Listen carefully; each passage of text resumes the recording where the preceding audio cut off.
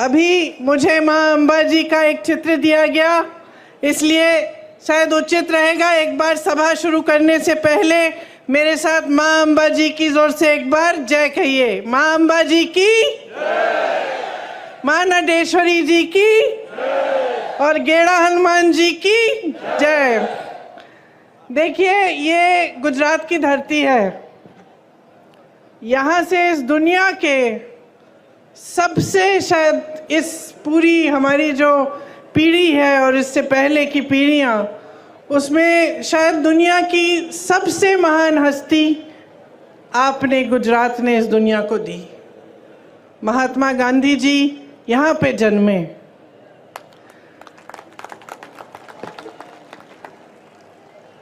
श्री सरदार पटेल जी भी गुजरात के ही पुत्र थे। वीर रणछोड़ रबाड़ी जी भी इसी धरती के थे। ये सारे महापुरुष किस लिए लड़े? ये सारे महापुरुष आपकी आज़ादी के लिए लड़े। ठीक है, ये पुरानी बात है। 70 साल निकल गए, बीत गए, हमारा देश आज़ाद है, स्वतंत्र है। हमारे देश में एक संविधान बना, इसी लड़ाई से उभरा। जितने भी हमारे स्वतंत्रता सेनानी थे, जितने बड़े बड़े महापुरुष रहे, चाहे पटेल जी हो, चाहे गांधी जी हो, नेहरू जी हो, सब ने लड़कर, ब्रिटिश साम्राज्य से लड़कर हमारे देश को आज़ाद करवाया और हमें एक संविधान दिया। ये संविधान जो उन्होंने हमें दिया, इसका महत्व आपको समझना पड़ेगा। आज बहुत ही ज़रूरी है कि आप कुछ मूल बातें, जो गहरी बातें हैं हमारे देश की राजनीति के बारे में और अपने जीवन के बारे में, आप ठीक ढंग से समझें, ताकि जो निर्णय आप लेने जा रहे हैं चुनाव में, वो आप सोच समझ के और सारी जानकारी लेके लें।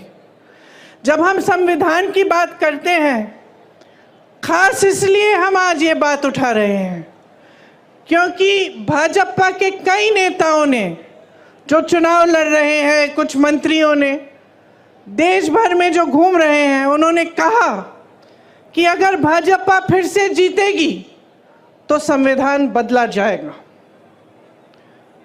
तो आज सबसे पहली बात मैं संविधान के बारे में करना चाहती हूँ, क्योंकि ये संविधान क्या है और किस तरह से आपके जीवन पर इसका प्रभाव पड़ता है, ये समझना ज़रूरी है।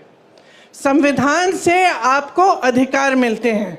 सबसे बड़ा अधिकार ये है कि आप वोट डाल सकते हो।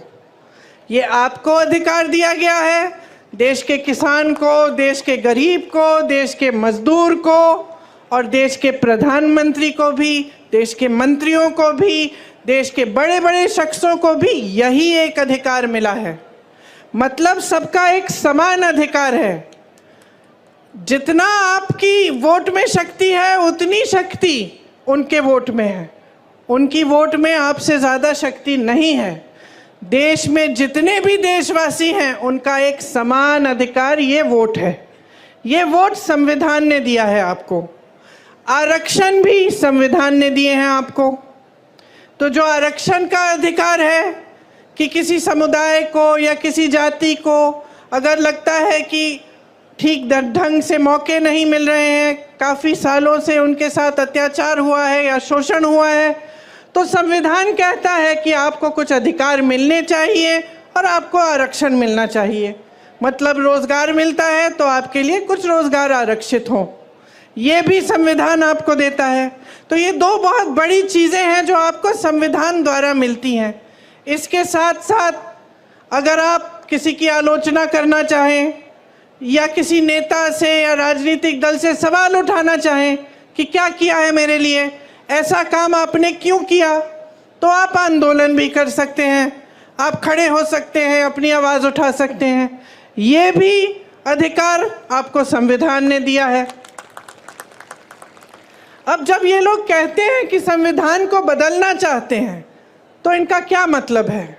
इनका मतलब ये है कि जितने भी अधिकार आपको दिए गए हैं वो अधिकार कम करेंगे, उनको कमज़ोर किया जाएगा। क्योंकि अगर आप आज की राजनीति को देखें और समझें तो आपको स्पष्ट पता चलेगा कि पिछले 10 सालों में प्रधानमंत्री श्री नरेंद्र मोदी जी ने जो सबसे बड़ा काम किया है वो ये काम किया है कि जनता के अधिकारों को कमज़ोर किया है। एक ज़माने में, मैं हमेशा ये कहानी बताती हूँ, एक ज़माने में बड़े बड़े प्रधानमंत्री होते थे, वो आपके गांव आते थे, वो आपके घरों में आते थे, और जब आपके घरों और आपके गांव में आते थे तो आप अपना हक मांगते थे। मैंने खुद अपने पिताजी, अपनी दादी जी के साथ देखा है। मैं यूपी के किसी छोटे से गांव में गई, एकदम पिछड़े ज़िले में, जहाँ पे मेरा पहुँचना आज के दिन मुश्किल था क्योंकि बहुत लंबा सफ़र था गाड़ी से। रास्ते में हेलीकॉप्टर लिया, फिर गाड़ी ली, फिर पहुँची। और जब मैं एक गांव में गई तो एक छोटी सी बुढ़िया ने मुझे बताया, छोटी इसलिए क्योंकि इतनी बुढ़िया थी कि वो ऐसी झुकी हुई थी। उन्होंने मुझे बताया कि जब आपकी दादी जी आई थी तो जो खीर मैं आपको खिला रही हूँ, ऐसी ही खीर बना के मैंने उनको खिलाया। मैं अपने पिताजी के साथ गांव जाती थी, उनके पीछे पीछे, तो अपने ही संसदीय क्षेत्र में जब वो किसी के घर में चले जाते तो अगर कोई सुविधा नहीं मिली होती, या पानी नहीं आ रहा है, या उस ज़माने में वो इंडिया मार्क 1 लगता था, वो नल नहीं लगा है, या सड़क नहीं बनी है, तो डांट खाते थे। जनता डांटती थी कि आप प्रधानमंत्री हैं, हमारा नल नहीं लगाया आपने। और लोग कहते थे उनसे कि देखिए, वोट हम आपको तब देंगे जब आप सड़क बनाएंगे, जब आप पानी लाएंगे। प्यार तो हम आपको बहुत करते हैं, आओ खाओ चाय पियो, लेकिन वोट तब मिलेगा जब आप हमारा काम करेंगे। ये राजनीति थी एक ज़माने की। और इस राजनीति का आधार किसने डाला? गुजरात के सबसे महान बेटे ने डाला, महात्मा गांधी जी ने। महात्मा गांधी जी ने सारे नेताओं से अपनी संपत्ति छुड़वाई, सबको ज़मीन पे लाए, सबको घरों में ले गए, गरीबों की समस्याओं को सुनो, और जो जनता है देश की वो सर्वोपरि है। ये बात गांधी जी ने सिखाई। और गांधी जी ने कहाँ से सीखी ये बात? खुद भगवत गीता से, हिंदू धर्म से।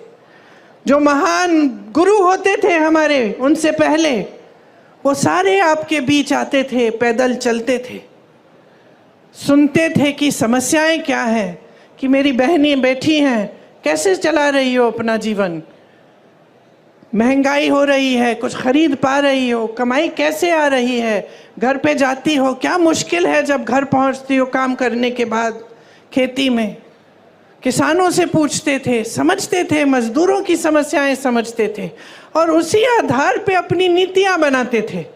तो अगर कोई नीति बनती थी देश में तो उसे इस आधार पे बनती, जैसे अगर मजदूरों के लिए कोई नीति बनती तो मजदूरों से बातचीत करके बनती, किसानों के लिए कोई नीति बनती तो किसानों की समस्याओं को समझ के, उनकी मुश्किलों को देख के बनती। इसीलिए जो हमारी परंपरा है कांग्रेस पार्टी में, जो महात्मा गांधी, जिस परंपरा की नींव महात्मा गांधी जी ने डाली और जिस परंपरा के तहत हमारे सारे प्रधानमंत्रियों ने काम किया, वो परंपरा ये थी कि नीतियां आपके लिए बनी, जो आपकी सुविधा के लिए बनती है, जो आपको आगे बढ़ाने के लिए बनती है, वही नीति सही है। लेकिन बहनों और भाइयों, आज के जो प्रधानमंत्री हैं, ज़रा उनकी कार्यशैली को आप देखिए। गुजरात ने उनको सब कुछ दिया, उनको सम्मान दिया, स्वाभिमान दिया, उनको आगे बढ़ाया, उनको सत्ता दी। आज प्रधानमंत्री बने, 10 सालों से प्रधानमंत्री हैं। जब जब आप उनको देखते हैं तो आप मुझे खुद बताइए, आप टीवी पे उनको देखते हैं कि नहीं? देखते हैं टीवी पे, देखते हैं ना, दिखते हैं। कहाँ दिखते हैं आपको? बड़े मंचों पे दिखते हैं, बड़े बड़े प्रधानमंत्रियों के साथ दिखते हैं, दूसरे देशों के राष्ट्रपतियों के साथ दिखते हैं ना, बड़े बड़े खरबपतियों के साथ दिखते हैं, सेठों के साथ दिखते हैं। कभी आपने उनको किसी किसान के घर जाते हुए देखा है?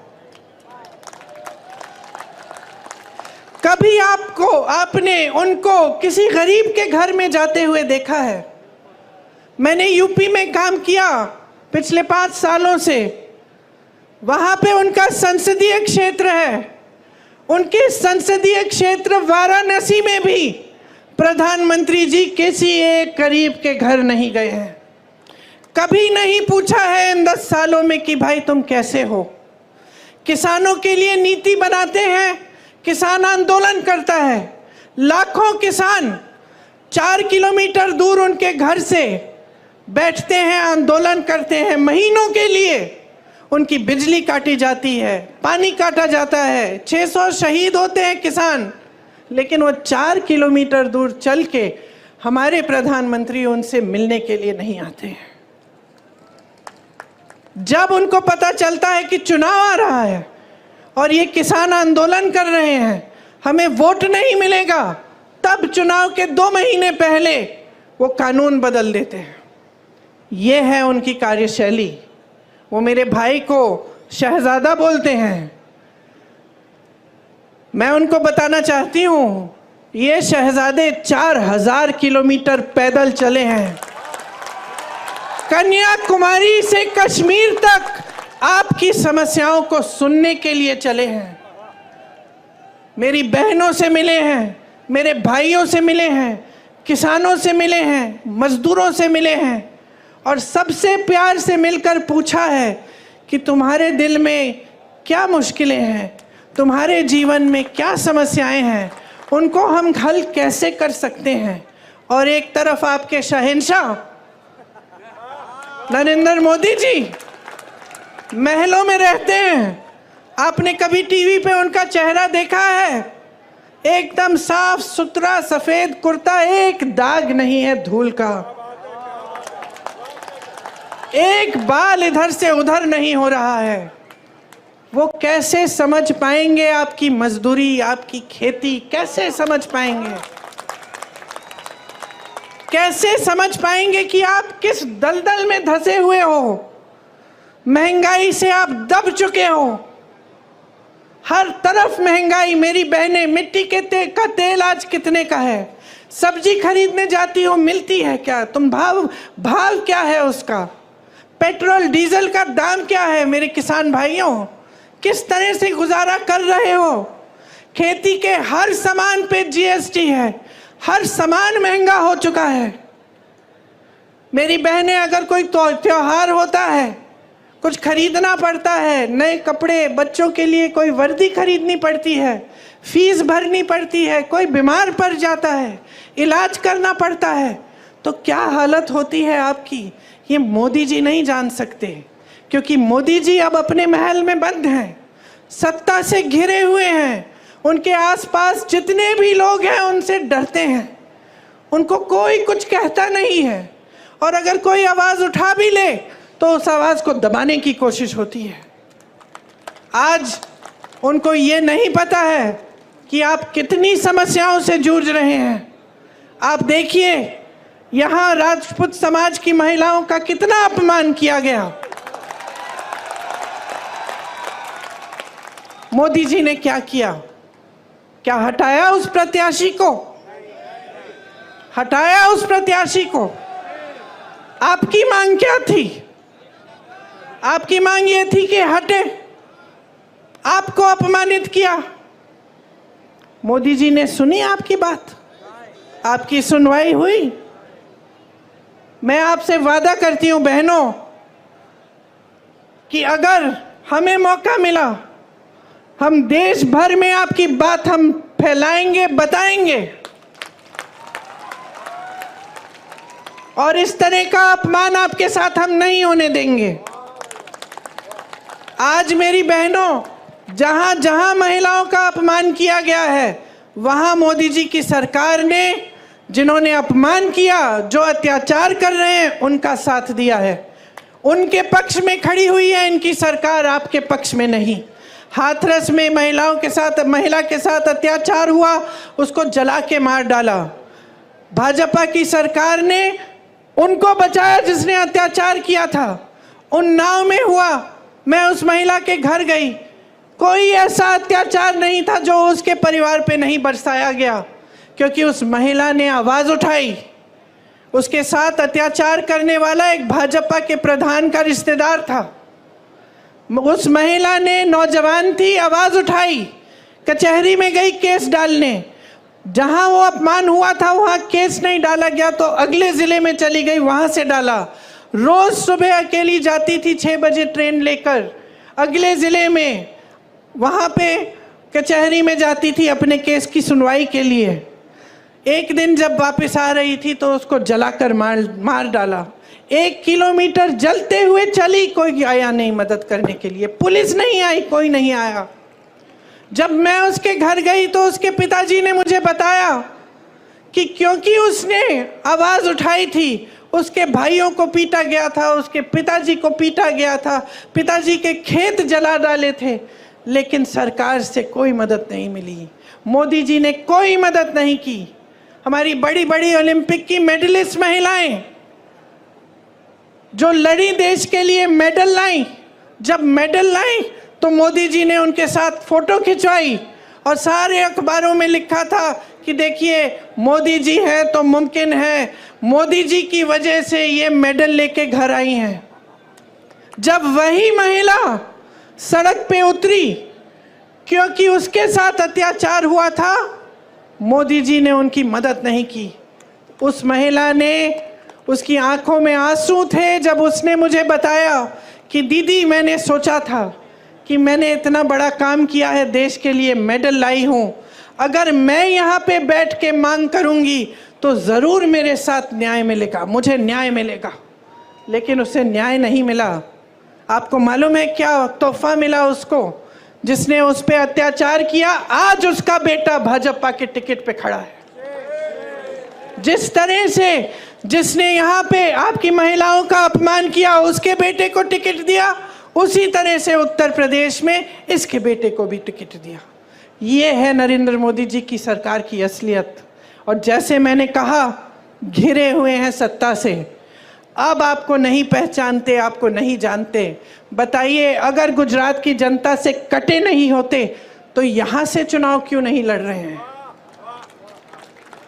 गुजरात से क्यों चुनाव नहीं लड़ रहे हैं? इतनी दूर जाकर वाराणसी में क्यों लड़ रहे हैं? क्योंकि कट चुके हैं आपसे। आपसे जो फायदा निकलना था बहनों और भाइयों, निकाल लिया। आपने सत्ता दी, मुख्यमंत्री बनाया, कई बार बनाया, यहाँ उनको सत्ता मिली, नाम मिला, आपके समर्थन से उनको सम्मान मिला, यहाँ से चले गए प्रधानमंत्री बनने, आपको भूल चुके हैं और आपसे कट चुके हैं। ये किसानों की धरती है, यहाँ अनार, आलू, जीरा पैदा करते हैं आप। आपसे पूछना चाहती हूँ, मोदी जी की 10 साल सरकार है, आपको न्यूनतम समर्थन मूल्य मिलता है इसके लिए? नहीं मिलता। जो आपका कोऑपरेटिव सेक्टर है, अमूल, बनास डेयरी, ये किसने खड़ा किया? आपको याद है? कांग्रेस के ज़माने में खड़ा हुआ ये सेक्टर। और आज प्रयास क्या है? भाजपा के नेता इसका कब्जा करने की कोशिश कर रहे हैं। ये आपकी संपत्ति है, ये आपके लिए बनाया गया सेक्टर, ताकि आप फूले फले, आप आगे बढ़ें, ताकि यहाँ के किसान आगे बढ़ें।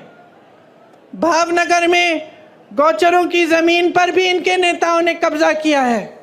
ये आपकी ज़मीन है, कोई रोक नहीं रहा है इनके नेताओं को। जहाँ कुछ मिल रहा है वहाँ हाथ मार रहे हैं। समझ लीजिए क्या हो रहा है आपके साथ। कांग्रेस पार्टी ने एक न्याय पत्र निकाला है। इस न्याय पत्र का आधार जो है वो मेरे भाई ने जो ये 4000 किलोमीटर चले थे, ये उस वही जब आपसे बातें की उन्होंने, आपकी समस्याएं समझी, वही आधार बना इस न्याय पत्र के लिए। मतलब वो समझे कि आपके साथ अन्याय हुआ है, किसानों के साथ, मजदूरों के साथ। तो उन्होंने एक ऐसा घोषणा पत्र निकलवाया हमारी पार्टी से जिसमें आपके लिए सारी सुविधाएं हैं। और इससे पहले, इस चुनाव से पहले, जहां जहां प्रदेशों में चुनाव हुआ है, हमने जो घोषणा पत्र में लिखा है वो करके दिखाया है। आज अगर आप कर्नाटका की महिलाओं से पूछेंगे कि सरकार ने आपके लिए क्या किया, तो वो बताएंगी कि हमें हर महीने 2000 रुपये मिलते हैं और हम बस की यात्रा मुफ्त में करते हैं। अगर आप छत्तीसगढ़ के किसानों से पूछेंगे कि कांग्रेस की सरकार ने क्या किया आपके लिए, तो वो बताएंगे कि हमारे कर्ज माफ़ कराए और अच्छे गौठान बनाए जिसमें से हमें नौकरी मिली, और हमारे जानवरों का जो गोबर है वो गोबर सरकार ने खरीदा ताकि हमारी आमदनी बने। इसी तरह से आपके लिए हम कुछ गारंटी लाए हैं और उसमें किसान भाइयों के लिए आपका जो MSP है, जो न्यूनतम समर्थन मूल्य है, वो एक कानून बनेगा। मतलब आपका अधिकार बन जाएगा, कानून के तहत आपको मिलना ही होगा।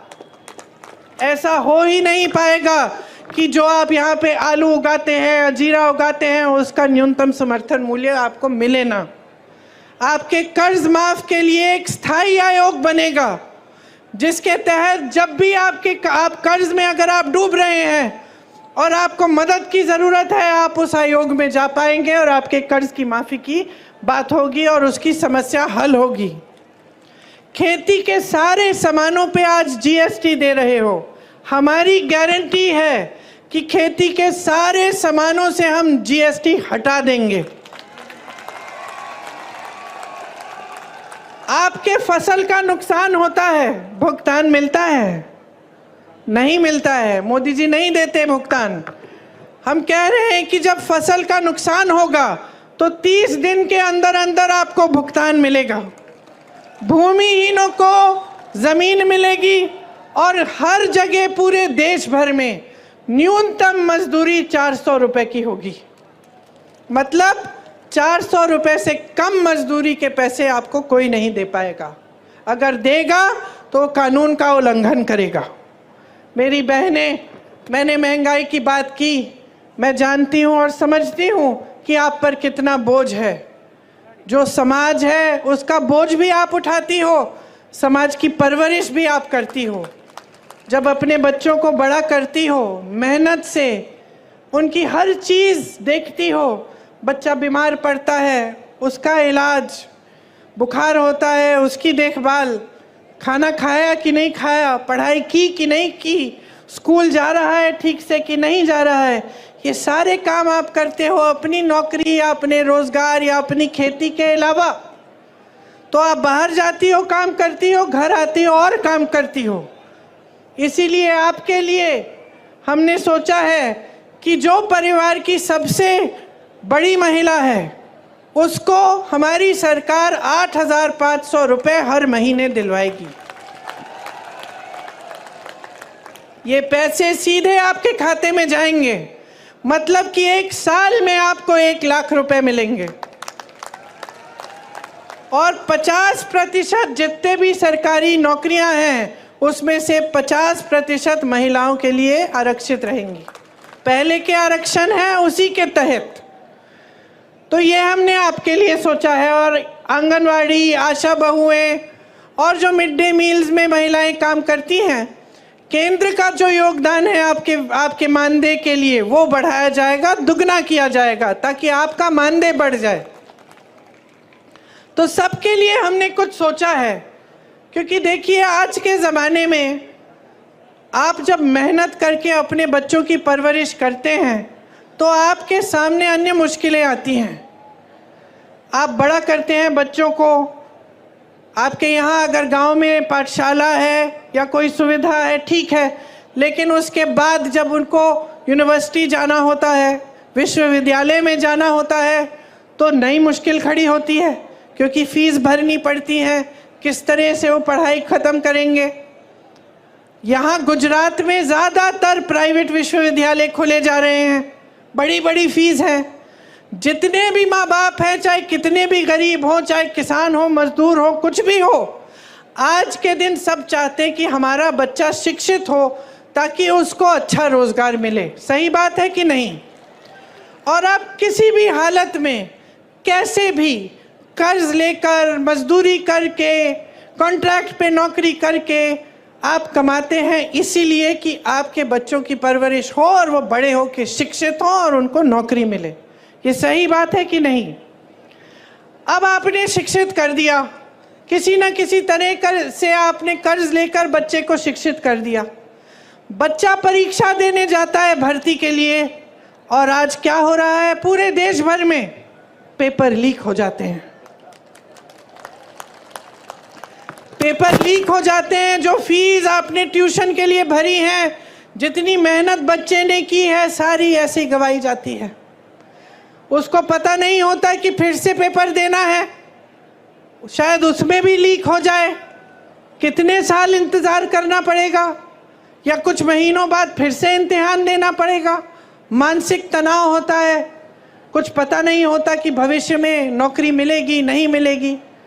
मैं ऐसे बच्चों से मिली हूँ जिन्होंने भर्ती की परीक्षा दी और सालों के लिए इंतज़ार करते रहे। एक बार दी, 2 बार दी, 3 बार दी, एक सूची भी निकल आई, उसमें भी नाम था, रोज़गार नहीं आया मिला, क्योंकि लीक पे लीक होते गया, घोटाले पे घोटाले होते गए। जीपीपीएससी का इधर पेपर लीक हुआ, टैट का टीचर का पेपर लीक हुआ। 10 सालों में जब से इनकी सरकार है, 14 से ज़्यादा पेपर लीक हुए हैं। तो अब क्या करें नौजवान? भर्ती का इम्तिहान है, पेपर लीक हो रहा है, रोज़गार दे नहीं रही है सरकार। मोदी जी की सरकार में 30 लाख रोज़गार के पद खाली पड़े हुए हैं। 30 लाख केंद्र सरकार में। आप नौजवान यहाँ खड़े हो, यहीं पे हज़ारों खड़े होंगे जिनके पास रोज़गार नहीं है। वहाँ 30 लाख पद खाली हैं, वो पद भरे नहीं गए हैं। तो पद खाली हैं, नौजवान खाली हैं, लेकिन आप पद नहीं भर रहे हैं। आपका ध्यान कहीं और है, सरकार का ध्यान रोज़गार बनाने में नहीं है। तो ये परिस्थिति है कि जब आपको रोज़गार नहीं मिलता तो फिर आउटसोर्सिंग और कॉन्ट्रैक्ट पे ही रोज़गार मिलता है, और आप सब वही करते हैं, क्योंकि और कोई चारा नहीं है, कोई स्थायी रोज़गार नहीं मिल रहा है। अब मैं आपको समझाना चाहती हूँ कि ये स्थायी रोज़गार क्यों नहीं मिल रहा है। एक तो हुई खेती की बात। एक ज़माने में खेती में भी रोज़गार मिलते थे, लेकिन जब से इतनी महंगाई आई है, किसान खुद कमा नहीं पा रहा है। तो जब किसान खुद कमा नहीं पा रहा है, तो वो कैसे रोज़गार दिलवाएगा अपनी खेती में? तो फिर वो भी कम मजदूर रखता है। वो भी कहता है कि जितना काम मैं खुद निपट सकता हूँ निपट लूँगा। तो खेती से रोज़गार कम हो रहा है। बड़े बड़े जितने भी सरकारी कॉरपोरेशन थे, जितनी सरकारी कंपनियां थीं जिससे आपको स्थायी रोज़गार मिलते थे, तकरीबन सभी की जो सब्सिडी है, जो सब्सिडरी हैं, उनको इन्होंने अपने खरबपति मित्रों को दे दिया है। आज देश का कोयला, देश की सड़कें, देश का पावर, देश के हवाई अड्डे, देश के बंदरगाह, सब इनके बड़े बड़े खरबपति मित्रों को दे दिए गए हैं। इनको आपकी संपत्ति थी, आपको रोज़गार मिलता था, आपको सुविधाएं मिलती थी, अब वो सारी संपत्ति बड़े बड़े खरबपतियों की हो गई है। अगर आपकी समस्याओं को ये सरकार समझती तो वो जानती कि यहाँ से रोज़गार मिलता है, नए नए रोज़गार बनते हैं। ये संपत्ति अभी खरबपतियों को देने से ये रोज़गार बंद हो सकते हैं, आरक्षण बंद हो सकते हैं, क्योंकि प्राइवेट हो गई वो नौकरी, वो रोज़गार। लेकिन आपके बारे में नहीं सोच रहे हैं। इनकी नीतियाँ बड़े बड़े खरबपतियों के लिए ही बन रही हैं। अगर आप ठीक ढंग से समझेंगे और देखेंगे तो हर स्तर पे ये हो रहा है।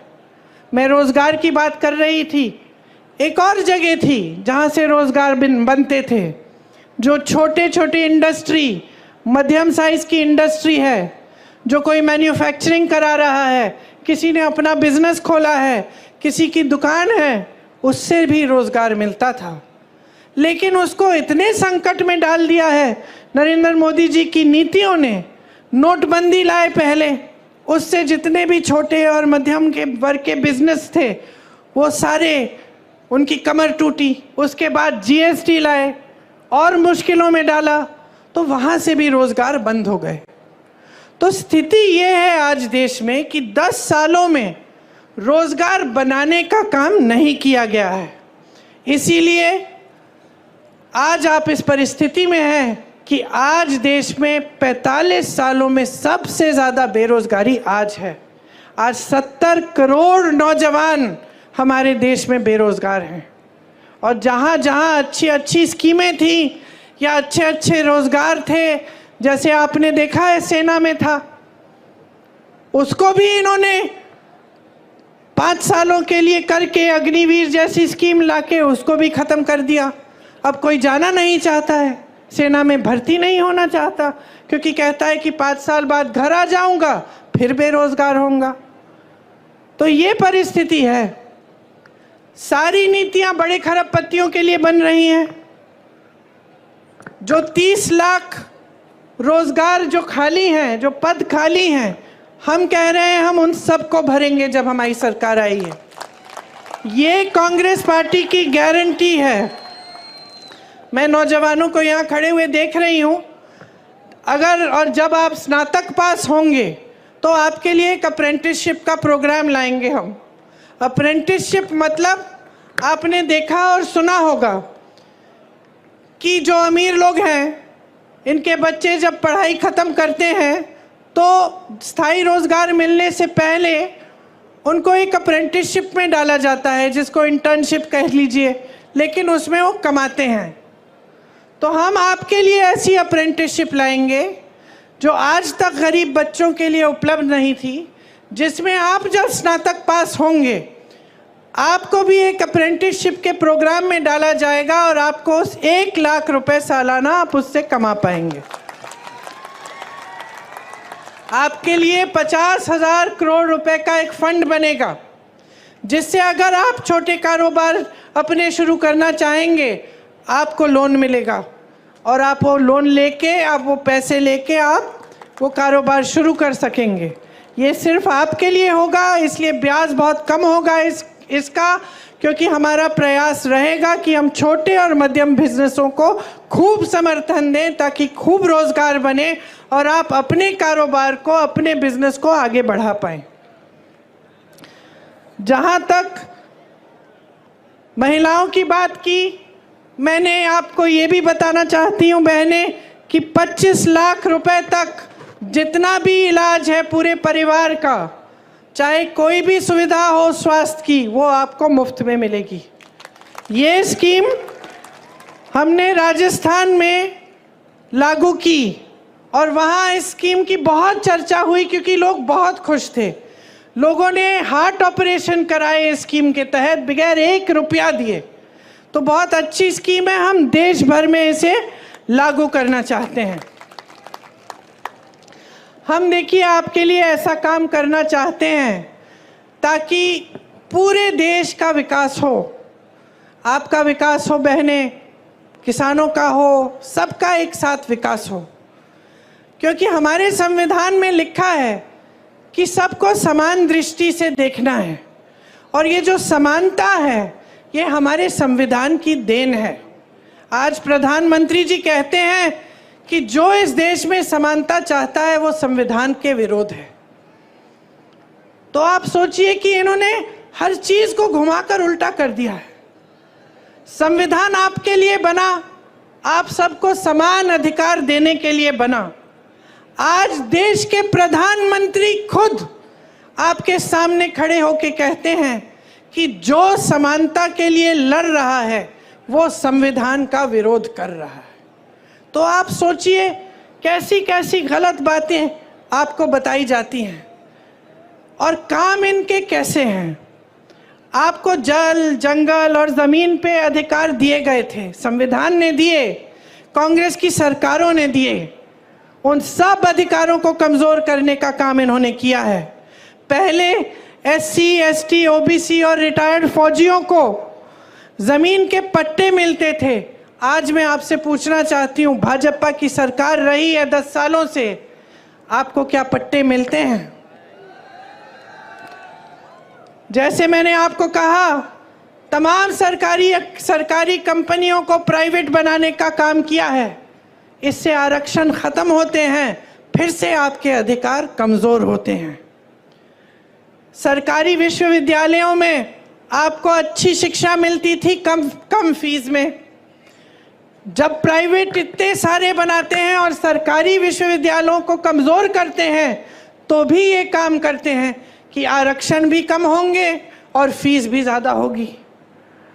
तो आप देखिए, ऊपर के जितने भी पद हैं, जो बड़े बड़े पद हैं, उसमें लैटरल एंट्री से ये पद दे रहे हैं, बाकी सब खाली रख रहे हैं। और जो नीचे के पद हैं, जो भर्ती के पद हैं, उसको खाली रख रहे हैं। तो ये सारे काम जो कर रहे हैं ना, ये इनकी एक नीति है। और ये नीति जो है, ये सबसे बड़ी इनकी नीति जो है कि सब कुछ बड़े बड़े खरबपतियों की सफलता और उनके आगे बढ़ने के लिए हो, और जो देश का गरीब है उसको 5 किलो का राशन पकड़ाओ और उसको बड़ी बड़ी बातें बताओ, मंच पे खड़े होकर बड़े बड़े इवेंट दिखाओ और उसी में निपट लो बस। उसके आगे कोई रोजगार देने की बात नहीं, विकास करने की बात नहीं, नए पाठशाला बनाने की बात नहीं, नए विश्वविद्यालय बनाने की बात नहीं, अस्पताल बनाने की बात नहीं। कहते हैं कि कांग्रेस ने 70 सालों में क्या किया। मैं इनसे पूछना चाहती हूँ, 10 सालों में आपने क्या किया? हमने IIM बनाए, IIT बनाए, एम्स बनाए, HAL बनाया, BHEL बनाया। आप नाम लीजिए, कांग्रेस ने बनवाया। भाखड़ा नंगल डैम बनवाया, आपका अमूल बनाया। इन्होंने क्या बनाया? इन्होंने क्या बनाया? फूट फैलाई लोगों के बीच में, नफरत का बीज बो दिया, क्योंकि उस नफरत के बीज से उन्हीं की सत्ता बढ़ेगी। आपसे जब आते हैं चुनाव के समय आपसे बात करने के लिए, तो क्या बातें करते हैं? आए थे अभी 2-3 दिन पहले, मैंने सुना उनका भाषण। चुनाव है हिंदुस्तान में, बात हो रही है पाकिस्तान की।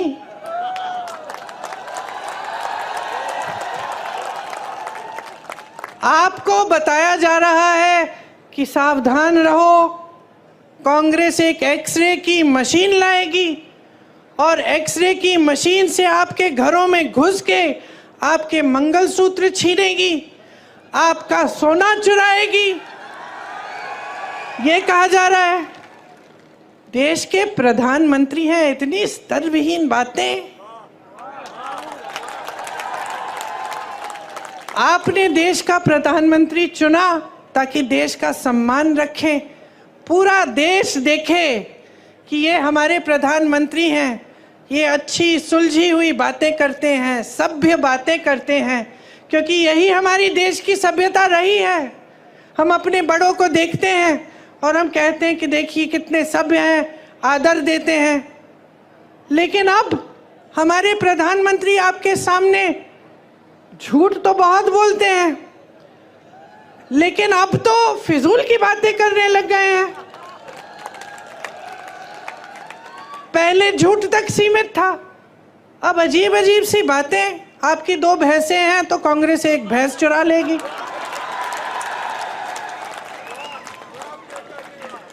पचपन सालों से कांग्रेस की सरकार रही है इस देश में। जरा बताइए किसकी भैंस चुराई हमने? किसी की गहने चुराए? किसी के मंगलसूत्र पे आंच आने दी? और आज हम आपके घरों में एक्सरे की मशीन, सबसे पहले तो ये बताएं कि कैसी है भाई ये एक्सरे की मशीन जो मंगलसूत्र निकाल के ढूंढती है? मैं भी देखना चाहती हूँ, कुछ ऐसा है भी इस दुनिया में? और अब हम आकर आपके घरों के अंदर चोरों की तरह आपके भैंस चुराएंगे, आपका सोना चुराएंगे। क्यों? क्योंकि उनका वो पुराना जो रट है वो चल नहीं रहा है। क्योंकि आज इस देश की जनता जाग रही है, क्योंकि आज इस देश की जनता कह रही है कि मेरे मंच पे आओगे तो मेरी काम की बात करो। आज इस देश की जनता कह रही है मुझे इस चुनाव को हिंदू मुसलमान पे नहीं लड़ना है, मुझे इस चुनाव को बिजली, पानी, रोजगार, महंगाई पे लड़ना है। आज इस देश की जनता कह रही है कि बहुत हो गया मोदी जी, बहुत हो गया, बहुत देख लिया आपकी नौटंकी, बहुत सुन लिया आपके भाषण, लेकिन आपके भाषणों में एक लफ्ज हमारे लिए नहीं रहा।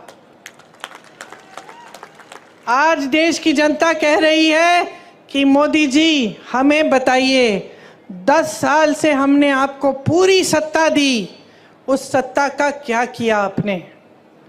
क्या आपने हमारे जीवन में आप तरक्की लाए कि नहीं लाए? और जनता को दिखने लगा है कि 10 साल बीत गए, बहुत बड़ी बड़ी बातें, क्या था वो, सबका साथ सबका विकास, ऐसी बात। किसका विकास हुआ? बैठे हो ना, विकास हुआ है आपका विकास हुआ है बहने। तो बस हवा में बड़ी बड़ी बातें हुई हैं और आपने शानदार इवेंट, ये तो मैं बोलती हूँ, बड़े शानदार इवेंट बनाए इन्होंने। हर 2-2 महीने एक शानदार इवेंट। सिर्फ मोदी जी दिख रहे हैं और कुछ दिख नहीं रहा है, वही सफ़ेद कुर्ता, कोई धूल नहीं, कुछ नहीं, सब दूर हैं उनसे, अकेले चल रहे हैं। अब अकेले ही हो गए हैं। अब ये जनता जो है ना, उनका अकेलापन देख रही है और उनके अकेलेपन का हर रोज प्रमाण देख रही है। ये जो बातें होती है ना कि आपकी भैंस चुरा लेगी कांग्रेस, ये उसी का प्रमाण है। कोई सच्चाई नहीं बता रहा है, अकेले बैठे हैं, सलाहकार भी झूठ बोल रहे हैं, सलाहकार भी सही बात नहीं बता रहे हैं। अजीब सी परिस्थिति बन गई है बहनों और भाइयों आज हमारे देश में। इसको पहचानो। एक सच्चाई आपको टीवी पे दिखती है, वो सच्चाई जो आपको दिखा रही है ना, ये समझ लो सारे टीवी के चैनल आज बड़े बड़े खरबपतियों के हैं, तो आपको अपनी सच्चाई नहीं दिखाएंगे। आपने कितने प्रोग्राम देखे हैं इस चुनाव के दौरान जहां कोई पत्रकार दुकान में जा रहा है और कह रहा है कि भाई आज टमाटर का दाम देखो, कि देखो कितनी महंगी है ये तेल, या ये गैस सिलेंडर कितना बढ़ चुका है, क्या लोग गुजारा कर पाएंगे? ये आप नहीं देखते किसी चैनल पे। किसी चैनल पे आप ये नहीं देखेंगे कि 70 करोड़ लोग इस देश में बेरोजगार हैं मोदी जी के राज में। ये बात, इस पे कोई रिपोर्ट नहीं देखेंगे। आप देखेंगे कि मोदी जी कौन से कपड़े पहनते हैं, मोदी जी किस प्रधानमंत्री से मिल रहे हैं, किस तरीके के आम खाते हैं, ये देखेंगे आप। क्योंकि आज मीडिया भी झुक गई है, सारे चैनल भी झुक गए हैं। पत्रकार एक समय में सवाल उठाता था, मुझे याद है मेरे पिताजी के समय में एक अखबार रोज 10 सवाल छापता था, प्रधानमंत्री से सवाल हैं ये, आपको याद होगा कैसे आक्रमण होती थी मीडिया। कोई घबराता नहीं था नेता, कहता था ठीक है सवाल पूछो जवाब देंगे। आज तो नेता इतने घबरा गए हैं ये कि जब इनका चुनाव आ रहा है, जो इनके सामने जो प्रत्याशी खड़े हैं उनको घूस देके उनको बिठा रहे हैं। मैंने सुना है कि गृह मंत्री जी के संसदीय क्षेत्र में 16 प्रत्याशी ऐसे ही बैठ गए चुनाव से पहले, या तो डराए गए हैं, धमकाए गए हैं, या किसी को घूस दे दिया है और बैठ रहे हैं कि चुनाव ही ना हो। अरे इतने मजबूत गृह मंत्री हो, इतने बड़े प्रधानमंत्री हो, देश की पूरी सत्ता तुम्हारे पास है, सीट पे सीट तुम्हारी है संसद में, और एक चुनाव लड़ने से डर रहे हो? किस बात का डर है?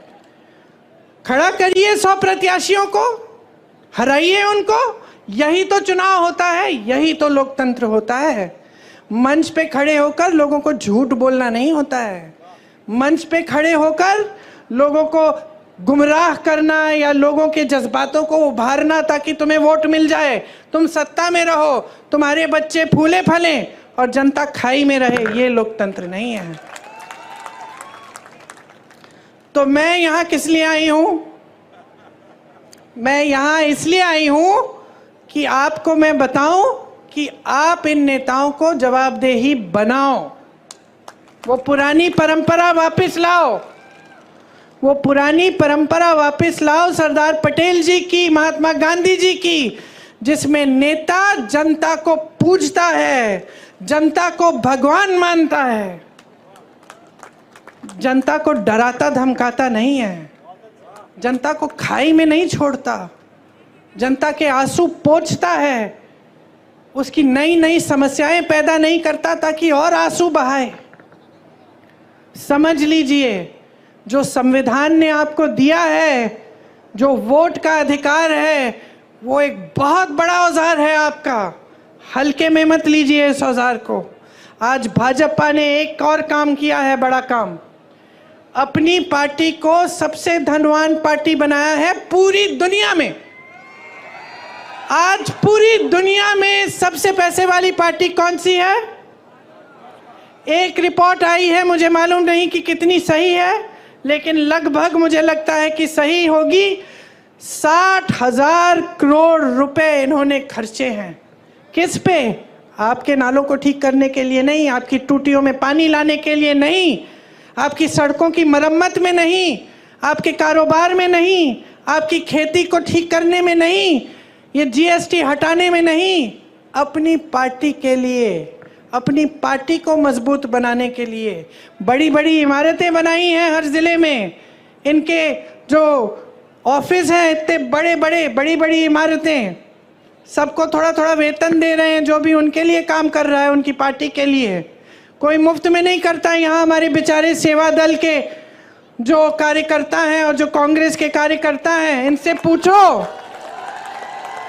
इनसे पूछो ये जनता की सेवा करते हैं तो मुफ्त में करते हैं या इनको वेतन देते हैं? हम बदनाम किया हमें और सबसे अमीर पार्टी बन गए वो। कहते हैं कि आज तक उन पे भ्रष्टाचार का कोई आरोप नहीं लगाया। कैसे लगाएंगे? कैसे लगाएंगे? ये जो मीडिया जो हर रोज आरोप लगाती थी हमारी सरकारों पे, ये तो झुक गई एकदम। लिख के देखिए, आप हंस रहे हैं, जरा कल लिख के देखिए, कोई बड़ा घोटाला निकालिए, देखते हैं क्या होता है। ईडी आएगी, सीबीआई आएगी, गिरफ्तार हो जाओगे, पड़े रहोगे जेल में, कोई मदद नहीं करेगा। और 56 इंच का सीना है इनका, एक आलोचना नहीं सुन सकते, एक आलोचना नहीं सुन सकते।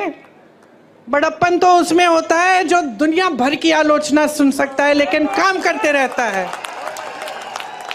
राहुल गांधी को देखो, क्या नहीं बोला उसके बारे में, क्या क्या नहीं कहा। सीना तान के चला ना कन्याकुमारी से कश्मीर, कोई रोक पाया उसे?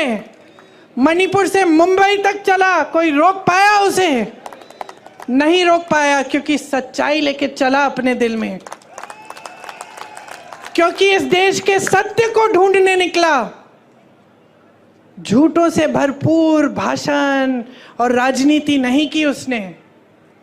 आज ये कहते हैं कि किसी ने आरोप नहीं लगाया, लो मैं लगा देती हूं आरोप। देखिए, इन्होंने ये एक स्कीम लाए, मोदी जी खुद। स्कीम का नाम था इलेक्टोरल बॉन्ड। इलेक्टोरल बॉन्ड की स्कीम ये थी, देखो कैसी स्कीम, कि जो भी किसी राजनीतिक दल को चंदा देगा उसका नाम गुप्त रहेगा। किसी को पता नहीं चलना चाहिए कि अडानी जी ने कितना दिया, अंबानी जी ने कितना दिया और किसी और ने क्या दिया। ये थी स्कीम। खूब चंदा लिए, अपनी पार्टी को तो दुनिया की सबसे अमीर पार्टी बना दिए, 60,000 करोड़ खर्च भी दिए अपनी पार्टी पे। अब किसी ने केस डाल दिया तो सुप्रीम कोर्ट में केस आया, न्यायाधीशों ने देखा, कहा ये तो बड़ी गलत स्कीम है। राजनीतिक दल जनता की सेवा का काम करता है, उसे जो चंदा देता है उसका नाम तो पारदर्शी होना चाहिए, जनता को मालूम होना चाहिए कि भाई इन्होंने इतना दिया, इन्होंने इतना दिया और किसको दिया। अब मोदी जी की सरकार ने सबसे पहले तो बोला कि भाई हमें सूची ही नहीं मिल रही, बहुत मुश्किल है निकालना, अभी चुनाव के समय नहीं निकलेगी। फिर डांट लगी न्यायाधीशों से, निकली सूची, और सूची में क्या नहीं निकला, किस किस से चंदा लिया। गुजरात में जो पुल गिरा था उसके बनाने वाले से चंदा लिया। आपको वैक्सीन लगी थी, टीका लगा था कोविड का, हाथ उठाओ किस किस को लगा। मुझे भी लगा, 2-2 बार सबने लिया, सर्टिफिकेट मिली ऐसी। किसका चेहरा था उस पे? किसका था? शहंशाह जी का चेहरा था। उस टीके को सिर्फ एक कंपनी ने बनाया था, ये नहीं कि 10 कंपनियों ने बनाया, उस कंपनी से चंदा लिया। आज क्या निकला है? रिपोर्ट निकली है कि कुछ प्रतिशत लोगों से को इस टीके से ऐसा हो सकता है कि अचानक हार्ट अटैक हो गया, अचानक गिर के मर जाएंगे। कितने नौजवानों को ऐसा हुआ है पिछले 1-2 सालों में, हम सब जानते हैं, मैं खुद जानती हूँ लोगों को जिनके साथ ऐसा हुआ। किसी को पता नहीं चल रहा था कि कैसे ऐसे गिर के मर गए, अच्छे खासे सेहतमंद थे, कोई जिम कर रहा था, कोई दौड़ लगा रहा है, कोई 40 साल का, और आज आपको ये बात पता चल रही है। और ऊपर से ये बात पता चल रही है कि भाजपा ने इनसे चंदा लिया। और बताती हूँ, ऐसी कंपनियों से चंदा लिया है जिस पे छापा मारा था इन्होंने, छापा मारा, चंदा लिया, छापे बंद, केस लगाया, चंदा लिया, केस बंद। गौ माता, अच्छा, हमें बताया जा रहा है कि गौ मांस के सप्लाई कंपनी से भी चंदा लिया है 250 करोड़ का। यहाँ आपके मंच पे धर्म की बातें, धर्म के रखवाले वहाँ चंदा ले रहे हैं इन लोगों से। तो ये भ्रष्टाचार है कि नहीं है? इससे बड़ा भ्रष्टाचार आपने कभी देखा है कि सरकार ने भ्रष्टाचार की स्कीम ही बना दी? एक जमाने में भ्रष्टाचार होता भी था तो छुपके चोरी से होता था, अब भ्रष्टाचार खुलेआम स्कीम के तहत हो रहा है, इलेक्टोरल बॉन्ड। और आपको कहने की ये हिम्मत कि हम भ्रष्ट नहीं हैं, कहते हैं कि खुद ईमानदार हैं, बाकी सारे नेता भ्रष्ट हैं। किसी को जेल में डाल दिया है, किसी मुख्यमंत्री को, किसी और को जेल में डाल दिया है, किसी पार्टी का, जैसे कांग्रेस पार्टी के खाते बंद करा दिए चुनाव से पहले कि इनको चुनाव के लिए कोई सुविधा नहीं मिलनी चाहिए। अपनी पार्टी को इस कदर वॉशिंग मशीन बना दिया है, धुलने वाली, जो कपड़े धोने वाली मशीन होती है ना, कपड़ा डालो, गंदा कपड़ा अंदर डालो, निकालो तो साफ निकलता है। इसमें क्या होता है, इनकी पार्टी में नेता चले जाता है, पहले कहते हैं भ्रष्ट है, इसके 70,000 करोड़ का स्कैम है, उसका ये घोटाला है, उसने इतना चोरी किया, फिर कहते हैं आइए आपका स्वागत, हमारी पार्टी में आइए। जैसे ही वो नेता उनकी पार्टी में चले जाता है तो कहते हैं कि बिल्कुल ठीक, इसने तो कुछ किया ही नहीं है, ये तो साफ हो गया, ये तो बहुत ईमानदार आदमी है। तो ये चल रही है राजनीति देश में आज।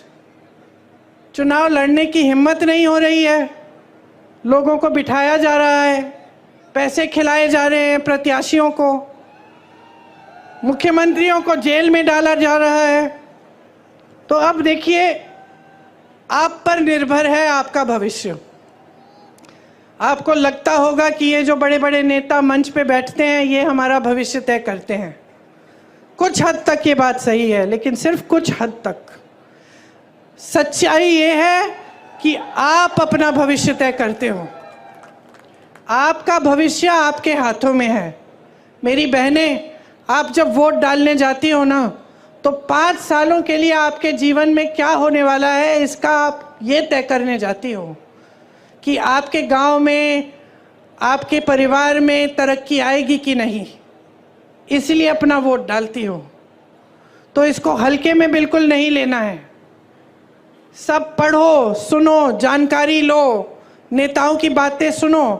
कौन यहाँ आकर आपकी बात कर रहा है, कौन गंभीर बात कर रहा है और कौन हल्की बात कर रहा है, कौन भैंसों की बात कर रहा है कि कोई चुराएगा और कौन कह रहा है कि 30 लाख रोजगार आपको दिलवाएंगे। 10 सालों में अगर कुछ किया होता तो ये चुनाव खुशी से उन 10 सालों की कामयाबी पे लड़ सकते थे, लेकिन ये चुनाव इस पे नहीं लड़ रहे हैं। जैसे जैसे चुनाव आगे चला जा रहा है, पहले धर्म की बातें, अब चोरी करने की बातें, पाकिस्तान की बात भी आ गई है। अब जैसे जैसे आगे बढ़ेंगे और ये 1 महीना निकलेगा चुनाव का, तो आप देखते रहना। कोई गांव में बैठा हुआ चाय की दुकान में ऐसी बातें करता तो आप हंस पड़ते, हंसते कि नहीं? अगर कोई कहता कि भाई कोई नेता आके तुम्हारे घर में एक्सरे से तुम्हारे गहने निकालेगा और तुम्हारी भैंस चुरा ले जाएगा, तो क्या कहते? हंसते। अब प्रधानमंत्री वही बात कर रहे हैं तो हंसो ना, हंसो, बोलो ठीक है, ये हास्य बात है।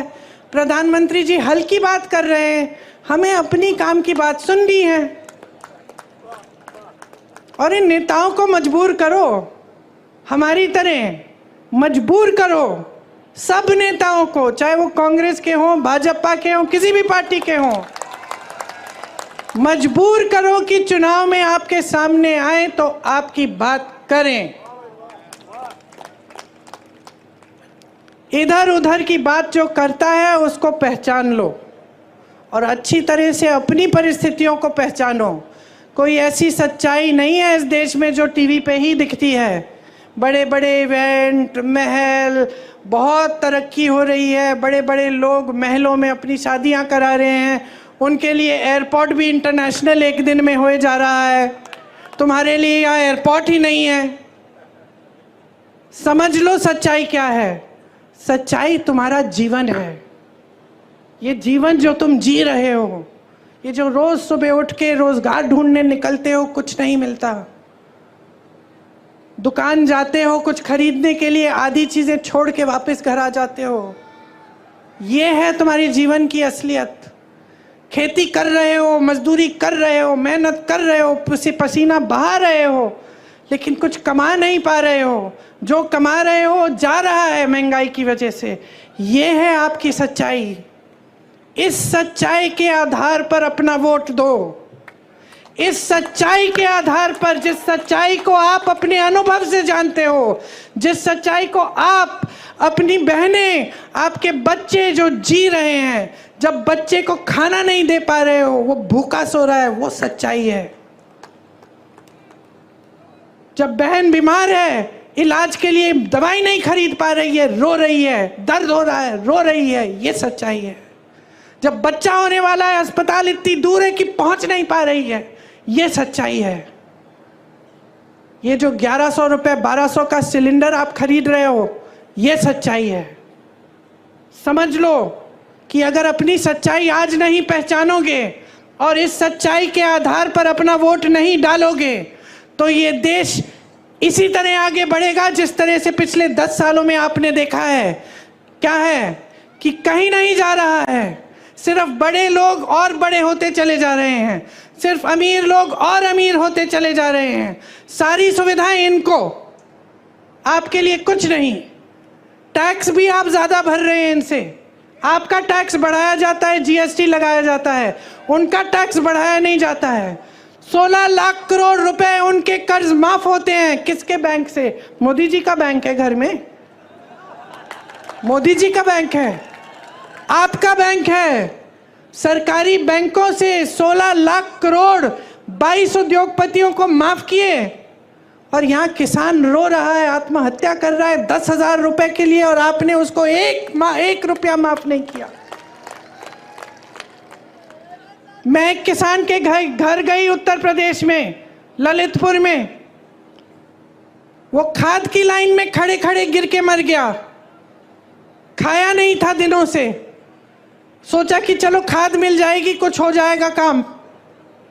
2 दिनों के लिए लाइन में खड़ा रहा, कुछ खाया नहीं, कुछ पिया नहीं, वहां पे गिर के मर गया। एक और किसान के घर गई मैं, 1 लाख रुपए के लिए आत्महत्या की उसने। उसकी बेटी घर आई, उसको मिले अपने पिताजी। 1 लाख रुपए के लिए आत्महत्या और 16 लाख करोड़ रुपए आप बड़े बड़े खरबपतियों को माफ कर रहे हैं, किसानों के कर्ज माफ नहीं करेंगे। किसका पैसा है ये? कैसी बनी इतनी धनी आपकी पार्टी? कहां से आया ये सारा पैसा? किसकी संपत्ति है? जोर से बोलो, जोर से बोलो, और जोर से बोलो। आपकी संपत्ति है, आपकी संपत्ति है। यही संपत्ति है जिससे आपकी सड़कों को बनाना चाहिए था, जिससे आपके लिए पाठशालाएं बनानी थी, अस्पताल बनाने थे, आपको हर सुविधा दिलवानी थी, आपके कर्ज माफ करने थे। जब यूपी के किसानों को गन्ना का बकाया देना था 15,000 करोड़ रुपए, मैं उस समय भी यूपी में काम कर रही थी। 15,000 करोड़ रुपए था उस समय बकाया, पूरे देश भर का था, और यूपी के किसान उसमें शामिल थे। मोदी जी ने क्या किया? वो बकाया दिया। मोदी जी ने उसी समय, कोविड के समय, ये ऐलान किया कि 20,000 करोड़ रुपए का नया संसद भवन बनेगा। 20,000 करोड़ रुपए का नया संसद भवन बनाएंगे और 15,000 करोड़ रुपए का किसान का बकाया नहीं देंगे। ये उनकी नीयत है। अच्छा खासा संसद भवन था, 70 सालों से चल रहा था, किसी को कोई असुविधा नहीं हुई। पंडित जवाहरलाल नेहरू जी से लेकर वाजपेयी जी तक वहाँ पे सब उसी संसद में बैठे।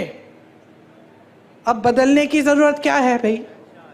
क्योंकि हम शहंशाह हैं, हम सब कुछ कर सकते हैं। तो अब आप समझ लीजिए। देखिए, थोड़ी सी शिकायत मुझे आपसे है, क्योंकि चुनाव आते हैं, हर चुनाव में आपको गुमराह कर देते हैं, हर चुनाव में धर्म की बात, जाति की बात, और आप गुमराह हो जाते हैं और आप उसी आधार पे अपना वोट डाल देते हैं। और मैं सिर्फ यहाँ पे इसलिए आई हूँ आपसे कहने के लिए, अपने लिए अपना वोट दो, अपनी समस्याओं के आधार पर दो। किसी नेता को मत देखो, पार्टी को मत देखो, आप ये देखो कि भाई विकास कौन लाएगा मेरे गांव में, मेरे जीवन में तरक्की कैसे होगी। कांग्रेस पार्टी बता रही है, ये रहा हमारा न्याय पत्र, सबके लिए कुछ है इसमें। अगर आपको शक है, आपको लगता है कि सिर्फ चुनाव के लिए कह रहे हैं ये लोग, तो पता करो, कोई जानकार है जिसको आप जानते हो, जो कर्नाटका में रहता हो, या फिर राजस्थान में, जो पिछली सरकार में राजस्थान में था, या जिसने बघेल जी की छत्तीसगढ़ में सरकार देखी, पूछो क्या ये सच है कि जो कांग्रेस ने गारंटी दी थी वो लागू है तुम्हारे प्रदेश में? खुद जानकारी लो, और जब जानकारी लोगे पता चलेगा कि जहां जहां हमने गारंटी दी है वहां सबसे पहले सरकार बनते ही हमने वो गारंटी लागू की है। हम उस राजनीतिक परंपरा से आते हैं जिसका सबसे महान बेटा आपका बेटा था। महात्मा गांधी जी की राजनीतिक परंपरा से आते हैं। सत्य की परंपरा है, इससे बड़ी हिंदू धर्म में कोई परंपरा नहीं है। जितने भी भगवान हैं, जितने भी गुरु हैं, जितने भी संत रहे, सबने हमें यही कहा, सत्य के पथ पर चलो। उसी पथ पर महात्मा गांधी जी चले, उसी पथ पर कांग्रेस पार्टी चली।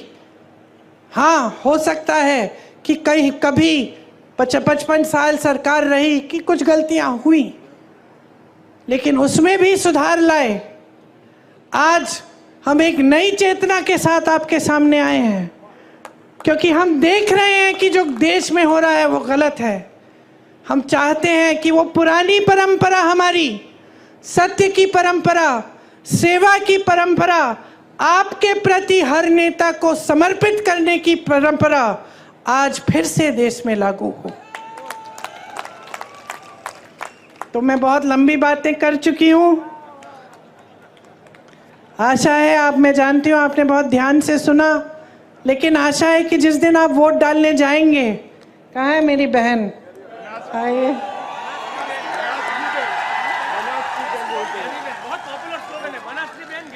बनास की बहन। मुझे सबसे ज़्यादा खुशी तब होती है जब मैं अपनी बहन के प्रचार में आती हूँ, किसी भी बहन के प्रचार में, क्योंकि हम लोग सेवा अच्छी तरह करना जानते हैं, निष्ठा से करते हैं। तो आप, हाँ, लोग मुझे फंडिंग भी दे रहे हैं, वोट भी दे रहे हैं। देखिए, कह रही हैं कि आप ही के समर्थन से चुनाव लड़ रही हैं, और ये कह रही हैं कि ये चुनाव जनता लड़ेगी।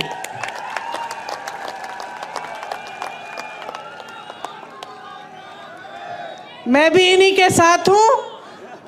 आप इनको भारी से भारी बहुमत से जिताइए ताकि आपकी सेवा पूरी हो और आपकी सेवा अच्छी तरह हो। आपको बहुत बहुत धन्यवाद। बहुत धूप है, आपने बहुत ध्यान से चुपचाप से मेरी बातें सुनी। आशा है, जैसे मैं कह रही थी, कि जिस दिन आप पोलिंग पे जाएंगे 2 मिनट लेकर मेरी बातों को याद करो कि मैंने सही कहा कि नहीं, कि मैं आपकी भलाई की बात कर रही हूँ कि नहीं, और अब मेरी बातों के आधार पर और अपने अनुभव के आधार पर अपना वोट दो।